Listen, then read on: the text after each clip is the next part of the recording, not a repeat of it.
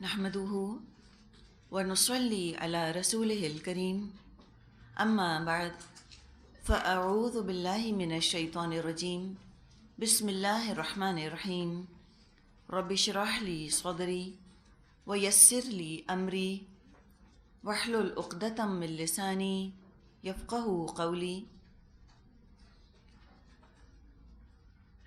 سورہ احزاب آیت نمبر 40 فرمایا ما کان محمد ابا احد من رجالکم ولکن رسول اللہ وخاتم النبیین وکان اللہ بکل شیء علیما۔ لوگو، محمد تمہارے مردوں میں سے کسی کے باپ نہیں ہیں مگر وہ اللہ کے رسول اور خاتم النبیین ہیں، اور اللہ ہر چیز کا علم رکھنے والا ہے۔ اس آیت کے ایک پہلو پر تو ہم بات کر چکے ہیں، اب اس آیت کے ہم دوسرے پہلو پر انشاءاللہ تعالیٰ بات کریں گے۔ نبی اکرم صلی اللہ علیہ وسلم کے لیے رسول کا لفظ آیا ہے اور خاتم النبیین کی صفت بیان کی گئی ہے۔ سورہ مریم میں ہم نے بات کی تھی کہ لفظ نبوت عام ہے اور رسالت جو ہے وہ خاص ہوتی ہے۔ ہر رسول نبی ہوتا ہے لیکن ہر نبی رسول نہیں ہوتا۔ نبوت یوں سمجھیے کہ ایک اعلیٰ سٹیٹس ہے اور اس کے تحت رسالت کا عہدہ آتا ہے۔ احادیث سے بھی یہ بات ہم کو پتہ چلتی ہے کہ نبی تو 1,24,000 آئے اور رسول 313 آئے۔ خاتم کا لفظ آیا ہے خاتم النبیین، نبی اکرم صلی اللہ علیہ وسلم خاتم النبیین ہیں۔ ختمہ کا لفظ قرآن میں استعمال کیا گیا ہے، ختم اللہ علی قلوبہم، تو وہاں پہ مطلب ہے کہ اللہ تعالیٰ نے ان کے دلوں پر مہر لگا دی، یہی مطلب آتا ہے۔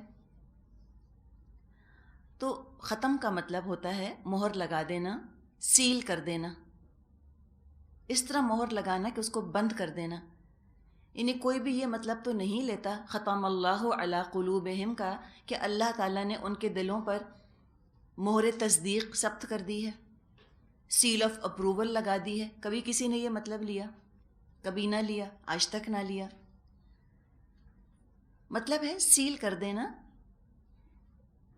ایسی حالت میں لے آنا کہ نہ کوئی چیز اس میں سے باہر نکل سکے، نہ کوئی چیز اس کے اندر داخل ہو سکے۔ ان معنوں میں یہ لفظ استعمال کیا جاتا ہے۔ ختم الکتاب، خط بند کر کے اس پر مہر لگا دی گئی۔ خاتم، تاکہ نیچے زیر، خاتم کا مطلب ہوتا ہے مہر لگانے والا۔ رسول اللہ صلی اللہ علیہ وسلم آخری نبی تھے، تو یہاں فرمایا کہ آپ خاتم النبیین ہیں، ختم کر دیے گئے نبی مراد ہے، نبوت کا سلسلہ ختم کر دیا گیا آپ صلی اللہ علیہ وسلم پر، سیل کر دیا گیا وہ راستہ، اب کوئی نبی نہیں آئے گا۔ جب نبی ہی دوسرا نہیں آئے گا تو رسول آنے کا کیا سوال؟ اور یہی بات ہم کو کئی احادیث میں ملتی ہے۔ بخاری میں حدیث ہے، رسول اللہ صلی اللہ علیہ وسلم نے فرمایا میری اور مجھ سے پہلے گزرے ہوئے انبیاء کی مثال ایسی ہے جیسے ایک شخص نے عمارت بنائی اور بہت حسین و جمیل بنائی، لیکن کونے میں ایک اینٹ کی جگہ چھٹی ہوئی ہے، ایک برک نہیں رکھا ہوا۔ لوگ اس عمارت کے گرد گھومتے پھرتے ہیں، اس کی خوبی پر تعجب کا اظہار کرتے ہیں اور کہتے ہیں اس جگہ اینٹ کیوں نہ رکھی گئی؟ تو وہ اینٹ میں ہوں اور میں خاتم النبیین ہوں، یعنی وہ جو رسالت کی، نبوت کی حسین عمارت تعمیر فرمائی اللہ تعالیٰ نے، اس میں آخری اینٹ نبی اکرم صلی اللہ علیہ وسلم ہے۔ ہم نے پڑھا ہے قرآن میں الیوم اکملت لکم دینکم واتممت علیکم نعمتی ورضیت لکم الاسلام دینا۔ کمال کو پہنچا دیا میں نے تمہارے لیے تمہارا دین، اپنی نعمت تمام کر دی، مکمل کر دی تمہارے اوپر۔ جب ایک چیز مکمل ہو جائے اس میں کمی بیشی کی پھر گنجائش نہیں رہتی۔ اگر کوئی چیز زیادہ کر دی جائے یا کوئی چیز اس میں کم کر دی جائے تو پرفیکشن میں کمی آ جائے گی۔ اس مضمون کی جو ابھی حدیث آپ کو سنائی گئی، اس مضمون کی 4 احادیث مسلم میں موجود ہیں۔ ایک حدیث کے الفاظ میں یہ بھی آتا ہے کہ اور انبیاء کا سلسلہ ختم کر دیا گیا، یعنی کہ میں خاتم النبیین ہوں، آگے ایڈیشن ہے کہ اور انبیاء کا سلسلہ ختم کر دیا گیا۔ صحیح مسلم، ترمذی، ابن ماجہ میں روایت آتی ہے، رسول اللہ صلی اللہ علیہ وسلم نے فرمایا، مجھ کو 6 باتوں میں انبیاء پر فضیلت دی گئی ہے۔ نمبر 1، مجھ کو جامع اور مختصر بات کہنے کی صلاحیت دی گئی۔ نمبر 2، مجھے روب کے ذریعے سے نصرت بخشی گئی، یعنی کہ لوگ آپ سے مروب ہو جاتے ہیں، امپریس ہو جاتے ہیں، اور یہ چیز بھی آپ کے کاز میں آپ کی مددگار، آپ کے معاون، ہیلپر ثابت ہوئی ہے۔ نمبر 3، میرے لیے اموال غنیمت حلال کیے گئے۔ نمبر 4، میرے لیے زمین کو مسجد بنایا گیا اور پاکیزگی حاصل کرنے کا ذریعہ بھی۔ نمبر 5، مجھے تمام دنیا کے لیے رسول بنایا۔ اور نمبر 6، میرے اوپر انبیاء کا سلسلہ ختم کر دیا گیا۔ ترمذی میں ایک اور حدیث ہے کہ رسالت اور نبوت کا سلسلہ ختم ہو گیا، میرے بعد اب نہ کوئی رسول ہے نہ نبی۔ ایک اور حدیث میں مضمون آتا ہے، لا نبی بعدی، لا نبی۔ آپ نے اگر گرامر پڑھی ہے تو آپ سمجھ سکتی ہیں کہ یہ لا نفی جنس ہے، کوئی نبی نہیں میرے بعد۔ اور آپ نے اس خطرے سے بھی امت کو آگاہ فرما دیا کہ نبی تو نہیں آنے والا، لیکن خطرہ کیا ہے کہ کچھ لوگ اٹھیں گے جو کہ نبوت کا دعویٰ کریں گے۔ ابو داؤد میں قول آتا ہے آپ کا کہ میری امت میں 30 کذاب ہوں گے۔ کذاب فعال کے وزن پر ہے، انتہائی جھوٹے۔ یہ 30 کذاب ہوں گے جن میں سے ہر ایک نبی ہونے کا دعویٰ کرے گا، حالانکہ میں خاتم النبیین ہوں، میرے بعد کوئی نبی نہیں۔ یہ جو آپ نے پیشن گوئی فرمائی تھی کہ 30 کذاب ہوں گے اور وہ سب نبوت کا دعویٰ کریں گے، تو پہلا کذاب خود نبی اکرم صلی اللہ علیہ وسلم کی زندگی کے آخری دور میں آ گیا۔ نبی اکرم صلی اللہ علیہ وسلم کی وفات سے کچھ عرصے قبل مسلمہ نام کے شخص نے نبوت کا دعویٰ کیا۔ اس نے نبی اکرم صلی اللہ علیہ وسلم کو خط لکھا کہ مسلمہ رسول اللہ کی طرف سے، محمد رسول اللہ صلی اللہ علیہ وسلم کی طرف آپ پر سلام ہو، آپ کو معلوم ہو میں آپ کے ساتھ نبوت کے کام میں شریک کیا گیا ہوں۔ اب جو شخص یہ پیغام لے کر آیا تھا مسلمہ کا، نبی اکرم صلی اللہ علیہ وسلم نے اس سے فرمایا کہ اگر قاصد کا قتل جائز ہوتا میں تجھ کو قتل کروا دیتا، یعنی تو مرتد ہو گیا، اور مرتد جو ہے وہ واجب القتل ہوتا ہے اسلام کے اندر۔ اور آپ نے پھر خط لکھا مسلمہ کو کہ محمد رسول اللہ صلی اللہ علیہ وسلم کی طرف سے مسلمہ کذاب کی طرف، تو آپ نے کذاب اس کو لقب دیا تھا۔ اس سے پہلے کہ آپ کوئی کارروائی فرماتے اس کے خلاف، آپ صلی اللہ علیہ وسلم دنیا سے تشریف لے گئے، لیکن صحابہ تو اس مسئلے سے آگاہ تھے کہ ایک یہ مسئلہ جو ہے وہ کھڑا ہو رہا ہے۔ تو آپ صلی اللہ علیہ وسلم کے انتقال کے بعد جو پہلا قتال ہوا، جو پہلا جہاد فی سبیل اللہ ہوا، ان میں سے ایک مسلمہ کذاب کے خلاف بھی تھا۔ باقاعدہ صحابہ نے فوج کشی کی، اور یہ یوں سمجھیں کہ پہلا اجماع تھا صحابہ کا کسی ایسے مسئلے کے بارے میں کہ جس پر پہلے کوئی یعنی کہ فوجی اقدام نہیں کیا گیا تھا۔ ابھی جو مسلمہ تھا جس نے نبوت کا دعویٰ کیا، اپنے آپ کو مسلمان کہتا تھا، اس کے ہاں اذان دی جاتی تھی، اس اذان میں اشہد ان محمد رسول اللہ یہ الفاظ کہے جاتے تھے، اس کے باوجود وہ کافر قرار پایا، حالانکہ وہ مان رہا تھا نا کہ نبی اکرم صلی اللہ علیہ وسلم اللہ کے رسول ہیں، پھر بھی کافر قرار پایا، اور جن لوگوں نے اس کو رسول مانا وہ بھی کافر قرار پائے، اور ان کے خلاف مسلمانوں نے قتال کیا۔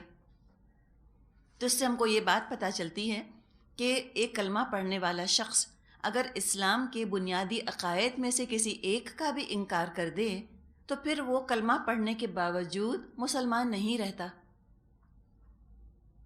اس واقعے سے ہم کو یہ پتہ چل رہا ہے۔ تو جب صحابہ کا اس پر اجماع ہوا اور خود نبی اکرم صلی اللہ علیہ وسلم نے جب یہ بات فرما دی تھی قاصد سے کہ اگر تو قاصد نہ ہوتا اور اس قاصد کا قتل منع نہ ہوتا تو میں تجھ کو قتل کروا دیتا، یعنی کہ فتویٰ جو ہے وہ نبی اکرم صلی اللہ علیہ وسلم کی طرف سے مل چکا تھا کہ یہ شخص کافر ہو چکا ہے۔ تو آپ کے انتقال کے بعد صحابہ نے اس پر اقدام کیا، کسی صحابی نے ذرا بھی شک کا اظہار نہ کیا کہ کیا پتہ یہ واقعی نبی ہو، کیا کہہ سکتے ہیں۔ اور کیوں شک کا اظہار نہ کیا کسی نے؟ اس لیے کہ سب کو معلوم تھا کہ نبوت نبی اکرم صلی اللہ علیہ وسلم پر ختم ہو گئی، ہر ایک یہ بات جانتا تھا۔ مسلمہ کے ساتھ 2-4 لوگ نہیں تھے، بڑی تعداد میں جو ہیں وہ لوگ مسلمہ کے ساتھ شامل ہو گئے تھے، 40,000 مسلح جوان اس کے ساتھ تھے، اور انہوں نے مسلمانوں سے جنگ کی۔ تو سوچیں جب 40,000 مسلح جوان تھے تو بچے اور بوڑھے اور عورتیں کتنی ہوں گی۔ جب یہ جنگ ہوئی تو 28,000 مسلمہ کے ساتھی مارے گئے اور 1,200 مسلمان شہید ہوئے۔ اس کو جنگ یمامہ کے نام سے یاد کیا جاتا ہے۔ لیکن اتنی بڑی تعداد میں جب لوگ اس کے ساتھ ہو گئے تو تعداد کی زیادتی سے متاثر ہو کر کسی نے یہ بات نہیں کہی کہ ہاں شاید وہ نبی ہی ہو، تبھی تو آخر اتنے لوگ اس سے امپریس ہیں، آخر اس کی ہاں میں ہاں ملا رہے ہیں تو کچھ تو وہ ٹھیک کہہ ہی رہا ہوگا۔ کسی نے یہ بات نہ کہی، سب جانتے تھے کہ وہ غلطی پر ہے۔ ابو بکر رضی اللہ عنہ نے اس کے خلاف جنگ لڑی اور مسلمہ اس جنگ میں مارا گیا۔ پھر اسود عنسی یہ بھی ایک شخص تھا جس نے نبوت کا دعویٰ کیا۔ طلحہ نام کا بھی ایک شخص اٹھا جس نے نبوت کا دعویٰ کیا۔ طلحہ کے بارے میں تو آتا ہے کہ بعد میں وہ دوبارہ سے مسلمان ہو گیا، یعنی اس نے اپنا ارتداد چھوڑ دیا اور پھر دوبارہ سے وہ مومن ہو گیا۔ سجاح نامی ایک عورت بھی اٹھی، اس نے کہا کہ نبوت مردوں پر ختم ہوئی ہے، عورتوں پر تو ختم نہیں ہوئی، تو میں نبیہ ہوں۔ اور پھر یہ ہوا کہ مسلمہ سے سجاح کا نکاح ہو گیا، اور جو مہر دیا مسلمہ نے سجاح کو اس میں 2 نمازیں معاف کر دیں۔ اس نے کہا یہ مہر ہے کہ اب 3 نمازیں ہوں گی، نعوذ باللہ۔ تو جب شیطان کسی کے پیچھے لگتا ہے تو کیا اس کا وہ حال کر دیتا ہے۔ اللہ تعالیٰ سے اتنی پناہ مانگنی چاہیے اور اللہ سے اتنی دعا مانگنی چاہیے کہ اہدنا الصراط المستقیم، اللہ کی پناہ مانگنی چاہیے اس طرح کی گمراہیوں سے۔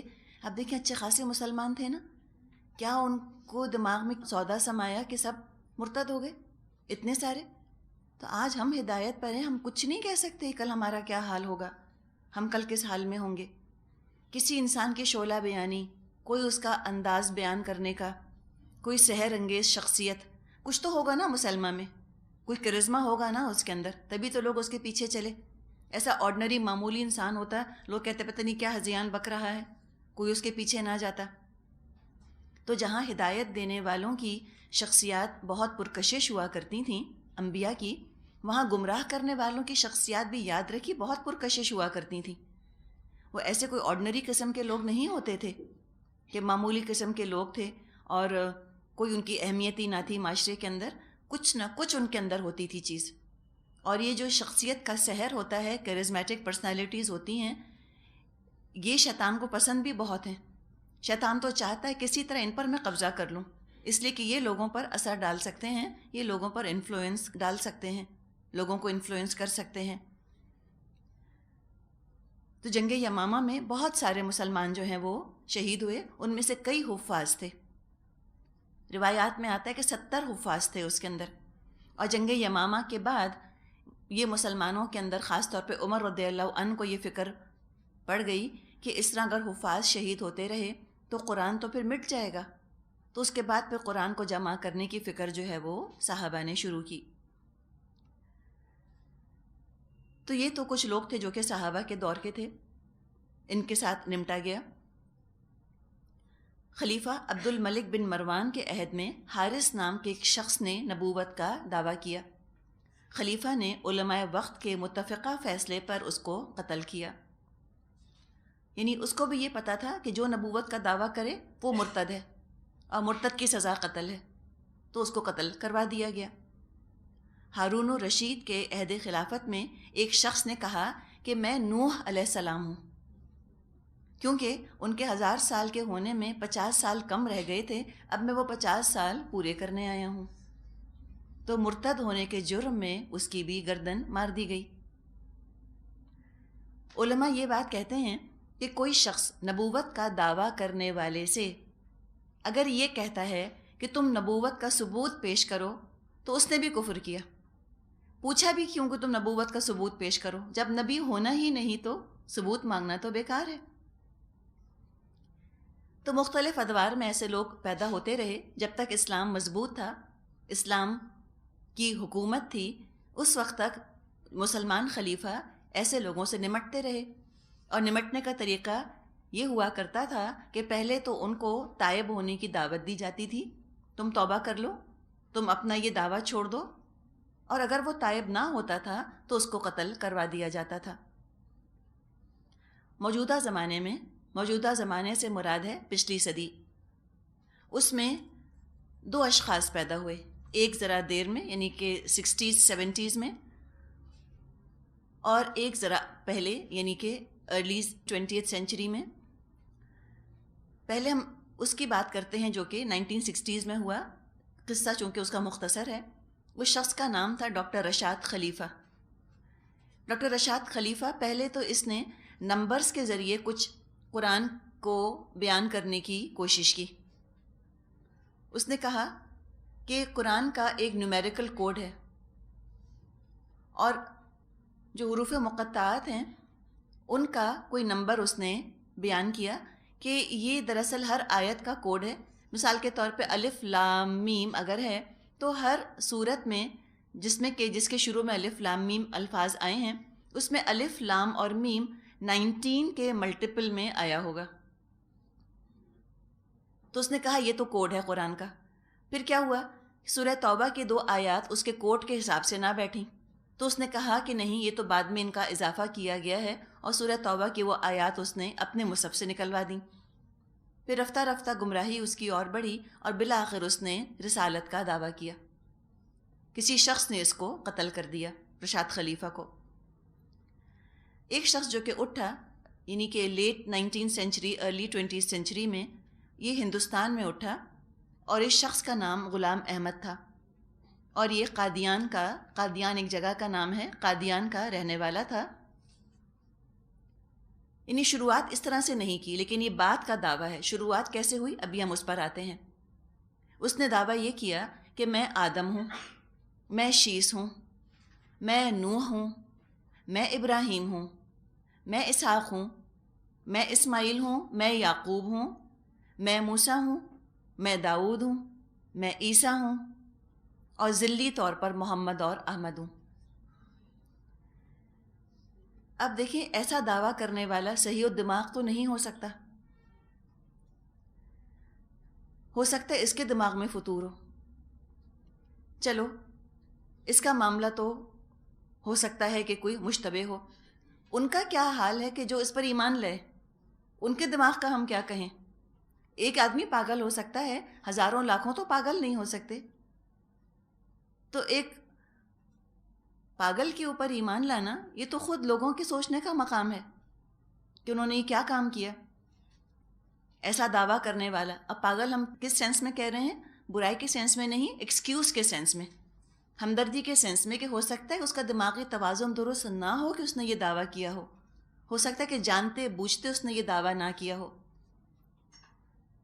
تو اللہ کے یہاں کیا پتہ کوئی اس کو معذرت کا موقع مل جائے. لیکن جو ایمان لائے وہ اپنی کیا ایکسکیوز پیش کریں گے؟ وہ اللہ تعالیٰ کے ہاں کیا معذرت پیش کریں گے کہ انہوں نے اس دعوے پر یقین کیا؟ یہ ذلی کیا چیز ہوتی ہے، ابھی اس پر بات کریں گے. اب انجام جو ہے اس شخص کا وہی ہونا چاہیے تھا جو پچھلے نبوت کے دعوے داروں کا ہوا، یعنی قتل کروا دینا چاہیے تھا اس کو. مگر ہندوستان پر چونکہ اس وقت انگریزوں کی حکومت تھی، لہٰذا اس کو قتل نہیں کروایا جا سکا. وجہ یہ تھی کہ انگریزوں کی حکومت وہ تو اس طرح کے لوگوں کی خصوصی طور پر حفاظت کیا کرتی تھی، خاص ان کی انگریز سرپرستی کیا کرتے تھے ایسے لوگوں کی کہ جو مسلمانوں میں فرقہ ڈالیں، تفرقہ ڈالیں اور فتنے کا باعث بنے. تو جو مرزا غلام احمد تھے، انہوں نے انگریزوں کے خلاف جہاد کو ابالش کروا دیا اور کہا کہ اب جہاد کی کوئی ضرورت نہیں ہے. جہاد کیا ہے؟ بس صرف اپنے نفس کے ساتھ جہاد کرنا ہے، اور بس اپنے آپ کو شیطان کے حملوں سے بچاؤ، اپنے آپ کو نفس کی ترغیبات سے بچاؤ، اس کے علاوہ کوئی اور جہاد ہے ہی نہیں.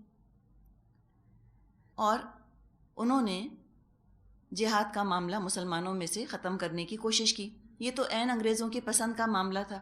وہ تو چاہتے ہی یہ تھے کہ مسلمان ان کو مالک کی حیثیت سے، آقا کی حیثیت سے قبول کر لیں اور غلامی سے نجات حاصل کرنے کی قطعاً کوئی کوشش نہ کریں. ابھی جو غلام احمد تھے، خود کو شروع میں انہوں نے نیا نبی نہیں کہا. اچھا، یہ جو جہاد والی بات ہے، اس سے آپ یہ بات سمجھ سکتی ہوں گی کہ آج جب ہم قرآن کے تھرو ہم کہتے ہیں کہ جہاد کے کئی معنی ہیں، تو کچھ لوگ کیوں نروس ہونے لگتے ہیں؟ وجہ یہ ہے، ان کو یہ خیال آتا ہے کہیں قادیانی تو نہیں ہے یہ جو یہ کہہ رہے ہیں کہ جہاد نفس کے ساتھ بھی ہوتا ہے، جہاد معاشرے کے ساتھ بھی ہوتا ہے، جہاد شیطان کے ساتھ بھی ہوتا ہے. تو لوگوں کے اندر یہ وسوسہ، اندیشہ آنے لگتا ہے کہ یہ کیوں ایسے کہہ رہے ہیں. تو اس کے ہم نے دو ایکسٹریمز دیکھ لیں. اس خوف کی وجہ سے کچھ لوگ ایک ایکسٹریم پر چلے گئے کہ قادیانی کے لیبل سے بچنے کے لیے وہ کہتے ہیں کہ بس جہاد کا مطلب صرف قتال ہے، اس کے علاوہ کوئی اور ترجمہ مت کرو، اس کا کنفیوژن مت پیدا کرو. اور جو قادیانیوں کے زیر اثر آ گئے، انہوں نے کہا کہ جہاد کا مطلب صرف نفس کے ساتھ جہاد ہے. حالانکہ ہمیں تو کسی ایکسٹریم پر جانے کی ضرورت نہیں. قرآن نے جو جو مطالب ہمیں بتائے ہیں، جو جو مطلب ہمیں قرآن سے پتہ چلتے ہیں، ہم کو تو بس انہی مطلب کو لے کر چلنا ہے. ہم اپنے پسند کے اور اپنے دل پسند معنی تو ہم قرآن کی آیات کو نہیں ہم پہنا سکتے. جہاں قرآن سے جہاد کی بات کی گئی ہے، وہاں قرآن سے جہاد کی بات کی جائے گی، جو مکی دور کا جہاد تھا. اور جہاں قتال کی بات کی جائے گی، وہاں قتال کی بات کریں گے، جو کہ مدنی دور کا جہاد تھا. اچھا، اب یہ جو تھے غلام احمد، شروع میں جب انہوں نے باتیں شروع کریں تو یہ ایک سمجھیں کہ مبلغ کی حیثیت سے سامنے آئے تھے، مبلغ کی حیثیت سے اور ایک اوریٹر ڈیبیٹر کی حیثیت سے. کافی ان کی شہرت اس بارے میں ہو چکی تھی. کئی انگریز پادریوں کو انہوں نے بحث مباحثے میں ہرایا تھا اور اسلام کا انہوں نے بھرپور دفاع کیا تھا. یعنی کہ ڈیموگوگ تھے، ایک طرح سے بہت عمدہ تقریر کرنے والے تھے. اللہ تعالیٰ نے حسن بیان کی ان کو خوبی دی تھی. تو آغاز تو بہت اچھا ہوا، بہت نیک کام سے ان کا آغاز ہوا. لیکن بعض دفعہ کیا ہوتا، ہم کہتے ہیں نا کہ کامیابی جو ہے وہ سر پہ چڑھ جائے. کامیابی کا نشہ بعض دفعہ بہت سر چڑھ کر بولتا ہے. انسان اپنے بارے میں بڑی بڑی خوش فہمیوں میں مبتلا ہو جاتا ہے. تو ایسی کامیابی دنیا کی اور لوگوں کی نظروں میں یوں بلند ہونا اور لوگوں سے اپنی تعریفیں سننا، یہ اتنا بڑا فتنہ ہے انسان کے لیے. کتنی دفعہ ہم نے اس پر بات کی ہے نا کہ تعریف اور شہرت بہت ہی بڑا فتنہ ہے. یہ چیز ہر ایک کو ہضم نہیں ہوتی. اپنے لیے ہم سب کو دعا کرنی چاہیے کہ اللہ اگر تعریف اور شہرت میرے لیے فتنہ بن رہی ہے، اللہ مجھ کو نہ دے، نہ مجھ کو تعریف سنوا، نہ مجھ کو شہرت دے. اگر یہ دنیا کی تعریف، دنیا کی شہرت آخرت کی ناکامی کا باعث بنے اور دماغ کے الٹ جانے کا باعث بنے اور کوئی خناس ہے جو دماغ میں سما جائے، اللہ نہ دے. اللہ بس اپنے پاس ہماری تعریف کرے، ہم خوش ہیں اس کے اوپر.